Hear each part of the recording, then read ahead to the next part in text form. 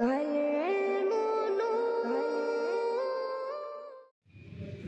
بندہ چاہتا ہے کہ میں تندرست رہوں، توانا رہوں، دل میں سکون ہو، زندگی میں سکون ہو، الفاظ میں سکون ہو۔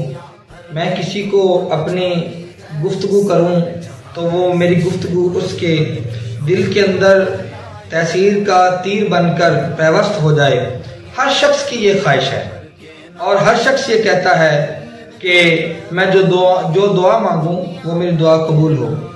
تو الحمدللہ اللہ کے جو ولی ہیں انہوں نے ہمیں اس کا طریقہ بتایا ہے۔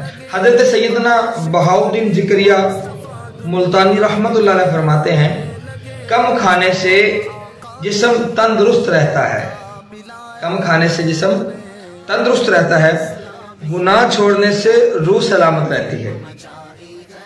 کم کھانے سے جسم تندرست رہتا ہے اور گناہ چھوڑنے سے روح سلامت رہتی ہے۔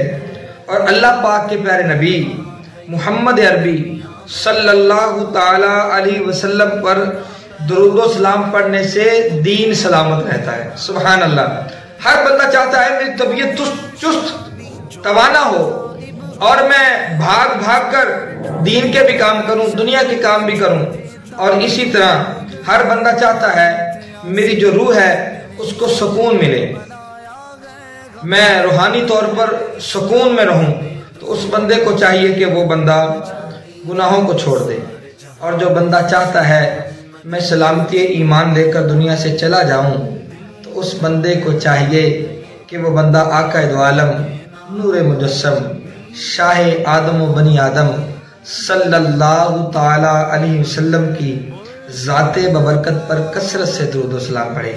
آئیے حصول برکت کے لیے ہم بھی پڑھ لیتے ہیں، صلو علی الحبیب صلی اللہ تعالی علی محمد صلی اللہ تعالی علیہ وسلم۔